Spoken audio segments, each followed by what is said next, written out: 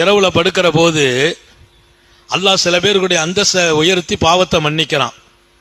அதுல சில அடையாளங்கள், அதுல ஒண்ணு படுக்கும்போது ஓதணும், சொல்லணுமா, அல்லாஹு மக்ஃபிர்லி அல்லாஹு மக்ஃபிர்லி ஒலி ஜமீ உம்மத்தி முஹம்மது ஸல்லல்லாஹு அலைஹி வஸல்லம். யா அல்லாஹ், என்னை நீ மன்னிப்பாயாக. நபிமார்கள் சாலிஹீங்களை எல்லாம் மன்னிக்கணும், மொத்தமா கேட்டணும். அல்லாஹு மக்ஃபிர்லி ஒலி ஜமீ உம்மத். அதுக்கு முன்னால ஒலில் அம்பியாயி உல் முர்சலீன்.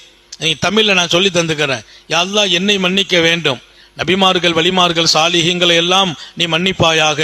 குறிப்பாக மூமின்கள் அத்தனை பேர்களையும், ஆண்கள் பெண்களை நீ மன்னிப்பாயாக அப்படின்ற ராத்திரி படுக்கும்போது சொல்லிட்டு படுக்கணும். அப்படி படுக்கிறாரா, அல்லாஹ் அவர் பாவத்தை மன்னிப்பதோடு அவர் அந்தஸ்தை உயர்வாக்கி அவரை கொண்டு பெரிய பெரிய பிரயோஜனங்களை வெளிப்படுத்துவாங்கிறாங்க.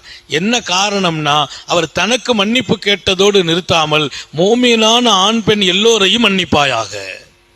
ராத்திரி படுக்கும்போது ஓத வேண்டிய விஷயங்கள் அது ஒன்று. நீங்க அரபி தெரியாட்டா தமிழ்ல ஓதிருங்க.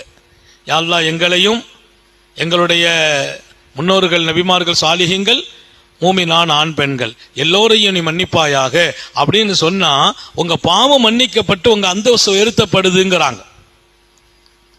என்ன, அல்லாஹ்வுடைய விசாலமான அந்த அருளையும் மன்னிப்பையும் நீங்கள் சுருக்காதீர்கள்.